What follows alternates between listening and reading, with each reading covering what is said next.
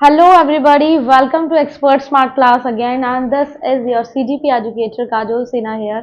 तो dear students, आपने learning chapter start किया था जिसमें हमने पार्ट 1 बहुत अच्छे से बनाए हैं। उसमें मैंने आपको कंसेप्चुअली बहुत अच्छे से कर्व सिखाए हैं जो कि एग्जाम के पर्पज से इम्पॉर्टेंट है। तो मेक श्योर कि आप उसके प्रॉपर नोट्स बनाए और कॉन्सेप्ट को समझने के बाद आप PYQ लगाए और अपना एग्जाम बेटर करें। चलिए पार्ट 2 की बात करते हैं। थोड़ा सा देखिए लेंदी चैप्टर था इसलिए इसका पार्ट 2 बनाना पड़ा। अब पार्ट 2 में देखते हैं हम कि कैसे हमने बाकी के लर्निंग प्लेट्यूज वगैरह कवर अप करने हैं। अब इसमें हमने एक ना थर्ड पढ़ना था। थर्ड था हमारा क्या कि एक जो लर्निंग कर्व होता है वो मिक्स होता है।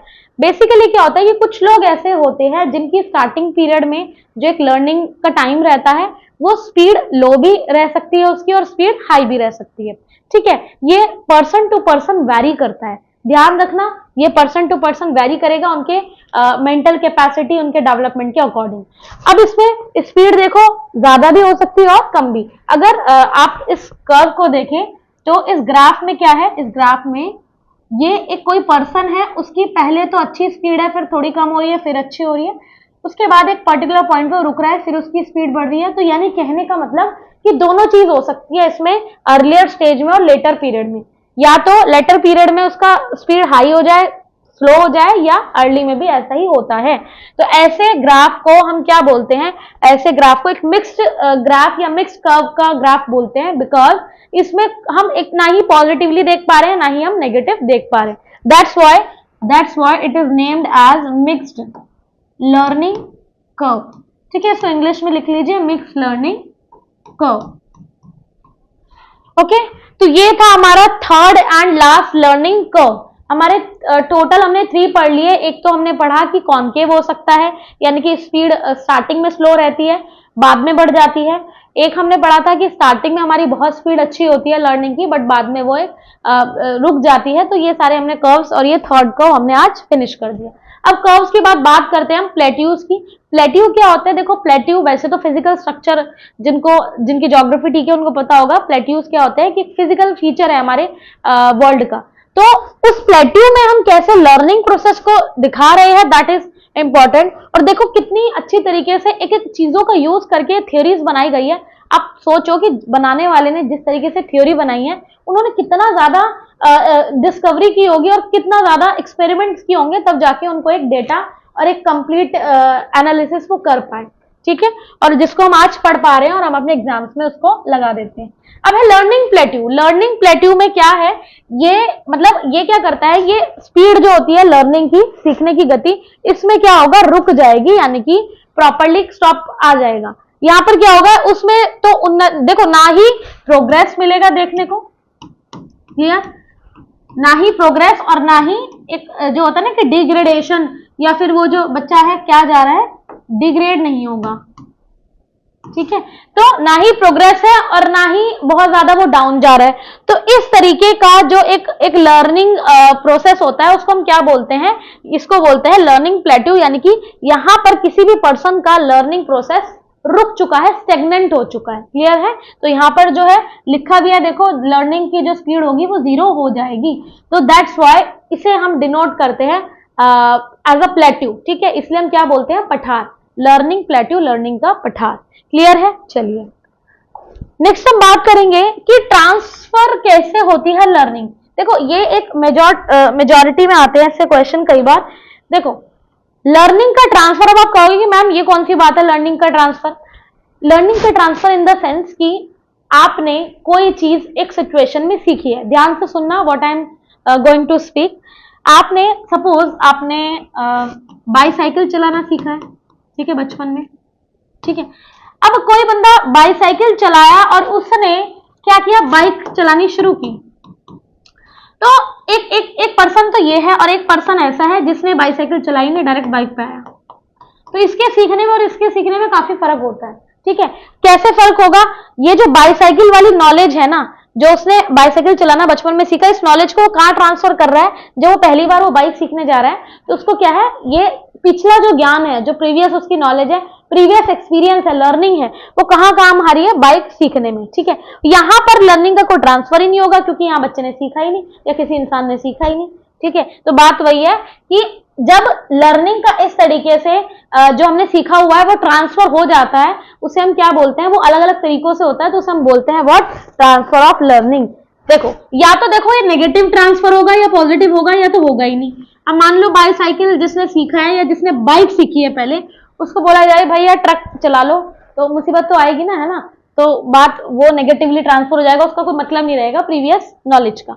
तो आप हिंदी में पढ़ लो इसको कि कोई भी एक सीखा हुआ कौशल या स्किल जब दूसरे सीखने कौशल के काम आता है, तो उसे हम क्या बोलते हैं कि लर्निंग का एक ट्रांसफर हो रहा है, ट्रांसफर ऑफ लर्निंग बढ़िया चल रही है। क्लियर है? पॉजिटिव, नेगेटिव, जीरो, कुछ भी ट्रांसफर हो सकता है, बट ट्रांसफर होगा। क्लियर? तो ट्रांसफर ऑफ लर्निंग में से कई बार आ जाता है, तो हम कैसे पढ़ेंगे कि किस टाइप की लर्निंग ट्रांसफर होती है। जैसे कि पॉजिटिव ट्रांसफर ऑफ लर्निंग, पहली जो प्रोसेस रहता है, पहली जो लर्निंग प्रोसेस, उसमें पॉजिटिव की हम बात करने वाले हैं। पॉजिटिव कैसा? जैसे मैंने बाईसाइकिल से एग्जांपल दिया सीधा, किसका, बाइक का। चलो इसे छोड़ो, कोई और एग्जांपल ले लो आप। जैसे किसी को मान लो किसी को चाय बनानी आती है, ठीक है, किसी को चाय बनानी आती है, उसको पता है कि चाय बनाने के लिए क्या है कि भाई गैस ऑन करना है, पत्ती डालनी है, बर्तन उठाना है, ये सब। और उसको ग्रीन टी बनाना सिखाया जाए, ग्रीन टी या फिर ऐसी कोई शेक वेक, तो मान लो ग्रीन टी ही मान लो, तो यहाँ पर ना उसको इतनी तो नॉलेज थी क्योंकि उसने चाय बनानी सीखी थी, तो उसको पता है कि भाई पहले पानी उबालना है, फिर पत्ती डालनी है। तो ऐसे ही ग्रीन टी सीखने में उसको ज्यादा टाइम नहीं लगेगा, उसमें भी सेम चीज है, बस ग्रीन टी में ये है कि मिल्क को ऐड नहीं करते, ठीक है। तो यहाँ पर लर्निंग आप मुझे बताओ कैसी हो रही है, ये पॉजिटिव हो रही है कि नेगेटिव? भाई पॉजिटिव हो रही है, यानी कि जो हमने पहले सीखा है वो कुछ काम तो आ रहा है ना। बाईसाइकिल वाला बाइक चला रहा है, टी वाले ग्रीन टी बना सकते हैं। और अगर मैं बात करूं, भाई किसी को डांसिंग आती है ना, किसी ने डांसिंग सीखी है या किसी ने पेंटिंग सीखी है, उसको बोला जाए कि भैया ट्रक चलाना जरा, है ना, या फिर चलो तुम्हें पेंटिंग आती है तो तुम कंप्यूटर खोल के दिखाओ। तो भाई पेंटिंग और कंप्यूटर सीखने का क्या मतलब है? मतलब पेंटिंग जो उसका ज्ञान है पेंटिंग का, वो कंप्यूटर के कोर्स में तो नहीं हेल्प करेगा, तो वो कुछ भी ट्रांसफर नहीं होगा। फिलहाल यहाँ पर मैंने ये 2-3 एग्जाम्पल दिए, आप ढेर सारे एग्जाम्पल ले सकते हो। समझ में आया आपको कि जब हमें कोई भी प्रीवियस लर्निंग होगी, या अपना शॉर्ट नोट्स बना लिया करो। ये तो देखो जितना कुछ लिखा हुआ है ये तो पढ़ने के लिए, ठीक है ना। आप इतना लिखने जाओगे तो हो सकता है टाइम कंज्यूम रहे, इसमें आप बिल्कुल शॉर्ट नोट बनाओ। वो कैसे बना सकते हो कि प्रीवियस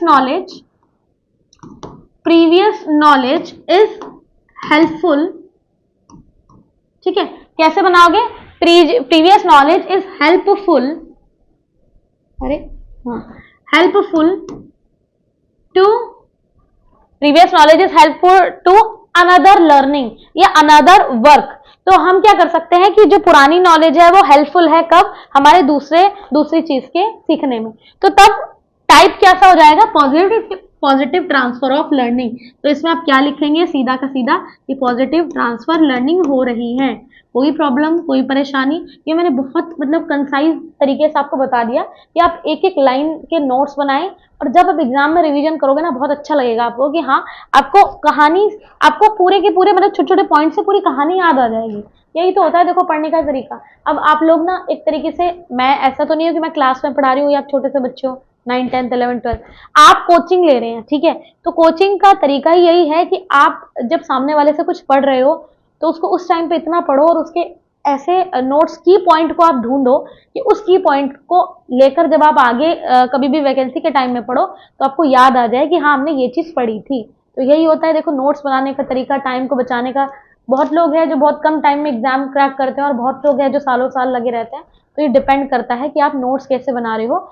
मैं आपको सारा मटेरियल यहाँ प्रोवाइड करा रही हूँ, बट ये आपको मैं बता देती हूँ कि कैसे कैसे बनाना है, तो आप वैसे ही कर लिया कीजिए। क्लियर है? चलिए, ये तो था एक हमारा, जैसे अच्छा एक एग्जाम्पल यहाँ गिवन है वो आप देख लो, ठीक है। ये एग्जाम्पल भी अच्छा है, देखो। हिंदी लैंग्वेज का जो एक नॉलेज है वो संस्कृत भाषा सीखने में हेल्प करेगा। ऑब्वियस सी बात है ना। देखो अगर किसी को हिंदी लैंग्वेज की जानकारी है, हिंदी में देखो क्या होता है भाई, जितनी भी मात्राएं हैं, क ख ग, ये सब चीजें आप सीखते हो। संस्कृत में बस ये है कि संस्कृत में लास्ट में म और बहुत सारी चीज लगती है, लेकिन संस्कृत में क ख ग तो यूज होगा ना बीच में। तो इसका मतलब क्या हुआ कि एक चीज की नॉलेज आपको किस चीज में हेल्प कर रही है? दूसरी चीज को सीखने में पॉजिटिवली हेल्प कर रही है। That is why it will be called positive transfer of learning. I hope there will be no problem in that, कुछ समस्या इसमें नहीं आई होगी। नेक्स्ट हम बात करते हैं, तो एक सेकेंड टाइप की लर्निंग होती है, that is called negative transfer of learning. Negative transfer learning का मतलब मैंने आपको बताया था कि जब किसी एक पर्टिकुलर नॉलेज या कोई भी हमने जो लर्निंग की है, that is totally obstacle in another learning, वो पूरी तरीके से दूसरी लर्निंग को हिंडर कर रही है, प्रॉब्लम में कर रही है। मेरी बात को दोबारा सुनिए, जब कोई प्रीवियस नॉलेज, कुछ भी हमने सीखा XYZ, मैंने आपको बताया जैसे कि मान लीजिए किसी ने कंप्यूटर कोर्स सीखा है, ठीक, कंप्यूटर कोर्स, अब कंप्यूटर कोर्स उसने सीखा है, ठीक है, अच्छी बात है। अब उसको जो है सीखना है कार चलाना, यानी कि कार ड्राइविंग। तो मुझे एक बात बताओ कि जिसने कंप्यूटर लर्निंग सीखी है, कोई भी कोर्स किया है कंप्यूटर का, तो उसकी नॉलेज कार ड्राइविंग में कैसे काम आ सकती है? भाई कार ड्राइविंग के लिए तो बेसिकली प्रैक्टिकल नॉलेज चाहिए, यानी कि प्रॉपर आपको पता हो कि क्या कैसे गियर और कैसे ये सब चीजें होती है। बट यहाँ की नॉलेज यहाँ पर तो कहीं काम नहीं आएगी, तो ये हो जाएगा एक नेगेटिव टाइप ऑफ ट्रांसफर, यानी कि previous knowledge will not be useful for another training. समझ में आई बात? चलिए अब बात करते हैं किसी काम को करने का एक क्या होता है। देखो, नॉलेज, कैपेसिटी, एक्सपीरियंस, जब दूसरे काम को करने में बहुत ज्यादा डिस्ट्रॉइंग हो सकता है। दोबारा समझो, किसी एक काम को जो हम कर रहे हैं उसकी नॉलेज दूसरे काम को करने में घातक यानी कि डिस्ट्रॉयफुल हो सकती है, तो उस टाइप की लर्निंग क्या बोल सकते हैं हम? That type of learning is called negative transfer of learning. Clear? ठीक है। जैसे अगर किसी अमेरिकन ने लाइफ टाइम तक लेफ्ट साइड से लिखने की कोशिश किया, लेफ्ट साइड से उसने ड्राइविंग की हो, मतलब लेफ्ट हाथों से, और इंडिया में आकर उसने राइट साइड से जो है क्या है मतलब ड्राइविंग करनी स्टार्ट करनी पड़े, तो उसका जो प्रॉब्लम, मतलब ये कंडीशन कैसे होगी? प्रॉब्लमेटिक कंडीशन हो जाएगी, क्योंकि जब वो राइट का यूज कर रहा था तो अब उसको लेफ्ट का यूज करने में प्रॉब्लम आ जाएगी। ठीक है, तो समझ गए? नेगेटिव में मतलब जब आपका कुछ भी हेल्प नहीं करेगा प्रीवियस वाला। नेक्स्ट हम बात करेंगे, the third type of transfer is called what? Zero transfer of learning. Zero का मतलब क्या कि ना तो वो चीज बहुत हेल्पफुल है, मतलब ना तो वो आपको अच्छा नॉलेज दे रही है, और ना वो चीज नुकसान कर रही है। यानी कि कहने का मतलब क्या कि ऐसा प्रोसेस जिसमें हम अपने जो हमारा प्रीवियस एक्सपीरियंस है, ना ही वो हेल्पफुल है, क्लियर, और ना ही वो क्या है? ऑब्स्टिकल है, यानी कि बाधा बन रहा है। तो वहां पर कुछ भी हम जो सीखेंगे, मतलब उसका जो ट्रांसफर होगा वो डेफिनेटली क्या हो जाएगा? जीरो। ठीक है, जीरो होगा। जैसे मैंने आपको क्या बताया कि अगर मान लीजिए आप मैथ सीख रहे हैं या आप इंग्लिश सीख रहे हैं, उसके बाद आपको सीखना है कुकिंग, ठीक है, या कुछ भी आपने XYZ कुछ भी ले लो आप, डांसिंग वगैरह, कार ड्राइविंग या स्कूबिंग। तो इन सब चीजों में मैथ्स का क्या रोल है, या फिर हिंदी इंग्लिश इन सब्जेक्ट्स का क्या रोल है? कोई भी रोल नहीं है। मतलब ठीक है, ये अपनी जगह पर ठीक थे बिल्कुल, इनकी लर्निंग एक उस टाइम पर ठीक थी, और इनकी जो ट्रेनिंग होगी वो अपने टाइम पे बेस्ट होगी। क्लियर है? तो सब अपनी अपनी जगह पर बिल्कुल सही है, लेकिन इसने इसकी लर्निंग में कोई प्रॉब्लम नहीं डाली। क्लियर है? तो that is called what? Zero type of transfer. Zero type of transfer will be the negative one. Three types के हमने पढ़ लिए हैं। The first one is positive type of transfer. एक बार हम रिकैप करते हैं थोड़ा सा। The first one was positive type of transfer. The second, positive में क्या होगा कि जब हेल्पफुल होगा, ठीक है, previous experience will be definitely helpful to another experience. दूसरे में आप क्या करोगे नेगेटिव ट्रांसफर में कि जब हम कोई काम ऐसा कर रहे थे जिसकी वजह से हमें नेक्स्ट टारगेट में प्रॉब्लम आ रही है। जैसे मैंने आपको क्या बताया कि किसी को लेफ्ट से अगर राइट पे जाना पड़े तो डेफिनेटली उसको प्रॉब्लम आएगी ही आएगी। थर्ड हमने क्या देखा? Zero transfer of learning. Zero में कुछ नहीं था भाई, जो चीज हमने पहले सीखी वो अपनी जगह पे यूजफुल थी, और जो नेक्स्ट चीज हम सीखने जा रहे हैं that is useful in that particular place. तो कोई बात नहीं है, इसमें कोई प्रॉब्लम नहीं है।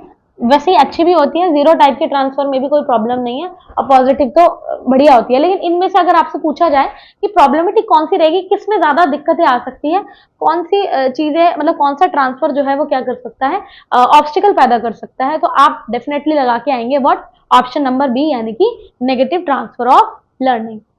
Is there any doubt, any kind of query?